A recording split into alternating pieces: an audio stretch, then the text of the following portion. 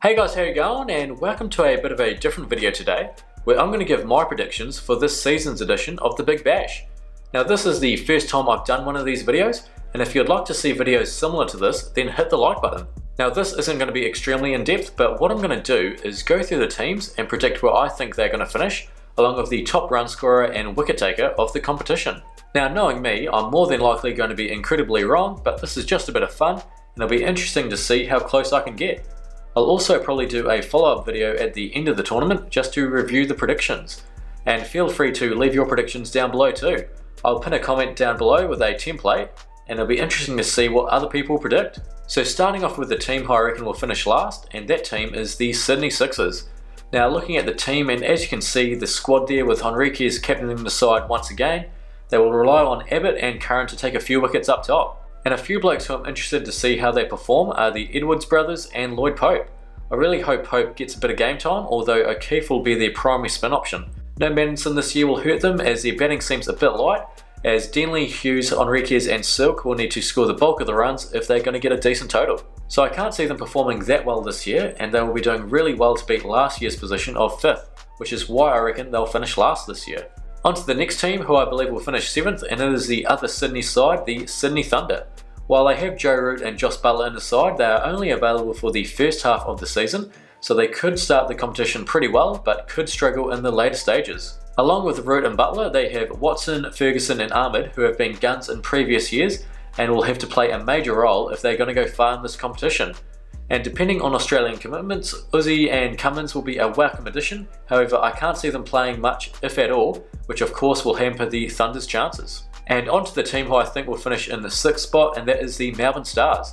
Now I support the Stars, so we'll try to be unbiased, but they have lost a few experienced heads, with the likes of James Faulkner, Hastings, Hilfenhaus, Peterson, Quiney and Luke Wright, all of who featured prominently in last season's BBL. A couple good signings in Bravo and Madison will help, but with Madison out for around a month or so, that will hurt the top order. And Ben Dunk will need to fire after a disappointing BBL last season, and I'll be interested to see how the young Sandeep Lemachane from Nepal goes if given the chance.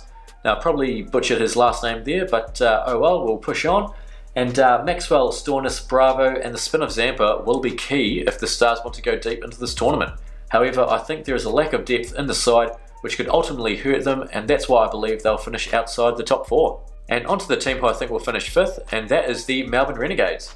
Again, another team who I think won't be able to replicate their previous year's form, where they finished up in the semi-finals. Finch and Harris up the top are a gun opening partnership, but Australian commitments will test the Renegades batting stocks. Cameron White will once again be the mainstay of the Renegades batting lineup, with Tom Cooper an experienced head, who will need to fire if they are to win matches. Cameron Boyce also joins the team from the Hurricanes, and him and Nabi could be a good spin partnership. And speaking of Nabi, having him back in the squad is a good get, and he could open the bowling and bat in the middle order. If he fires, then the Renegades are a chance, but with Bravo and Pattinson moving on, plus a few players potentially out with Australian commitments, it will be difficult to crack the top 4. Heading into the top 4 now, and next up we have the Brisbane Heat in 4th spot.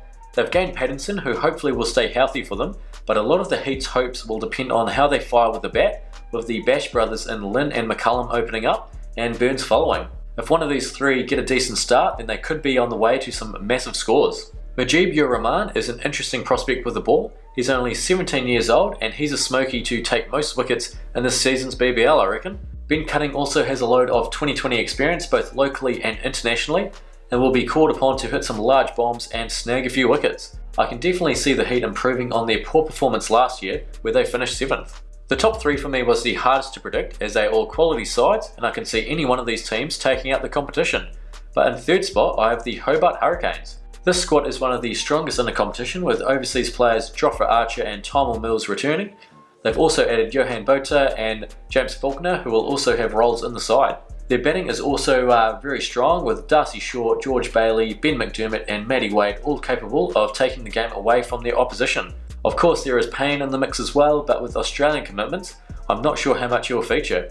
Now onto the final 2, and I think the final will be played against the Scorchers and Strikers, and I reckon the Strikers will end as the runners-up. Another side with a very strong squad, with the likes of Alex Carey, Travis Head, Jack Weatherald and Colin Ingram leading the batting lineup, complemented by some world-class 2020 bowlers in Rashid Khan, Ben Lachlan and Billy Stanlake. The world class of Khan will be vital to the Strikers' chances again, this year, and he will definitely be in the mixer to take home most wickets. They have enough firepower up the top of the batting order to put on some huge scores, and it'll be interesting to see if they can back up the previous season's form.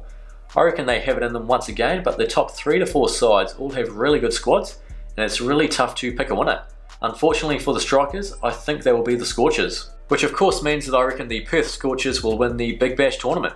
They've had a great squad with a lot of depth for the past few seasons now, and I reckon they will grab their 4th Big Bash title this season. Because of how successful the Scorchers have been, in turn that has allowed many of the players to play international 2020s for Australia, so the experience in the squad is highly beneficial for the side. The likes of the Marsh brothers, Klinger, Bancroft, Turner and Cartwright are all capable of putting on a decent score, and then you have the quicks in Jai Richardson, Andrew Tye, Coulter Nile, David Willey and Berendorf, add in the spin of Agar, Turner and potentially Kadir from Pakistan, and it's a very stacked squad that has the depth to go all the way, especially with international commitments during the summer.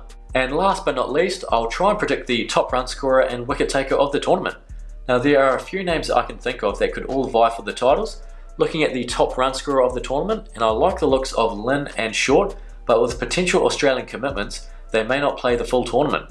Klinger, White, Watson, even Ingram are good shouts, but barring any ODI call-ups, I think Ben McDermott will take our top honours. He finished 6th last year, and if the Hurricanes are going to go close, then I expect McDermott to score a lot of runs. And looking at the top wicket taker, and again a lot of good players vying for this, Rashid Khan and Dwayne Bravo spring to mind as they both finished with 18 wickets last season. Bravo bowling at the death definitely helped, and Khan was just an absolute gun. And I'm concerned about potential ODI call-ups during January, in which I think 3 ODIs are being played.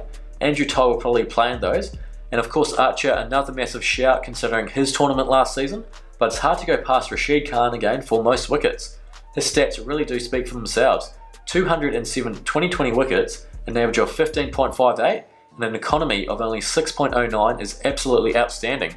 He was a major part of the Strikers' run to the title last season, and once again he will play a major role. So there we have it, the BBL starts in a few hours, and I'm pretty excited to see how it pans out.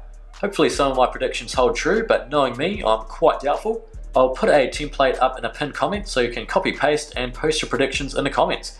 That will be really interesting to see your thoughts. But that's going to be it from me. Thanks so much for watching. Leave a like if you'd like to see more videos like this, but until then, take it easy.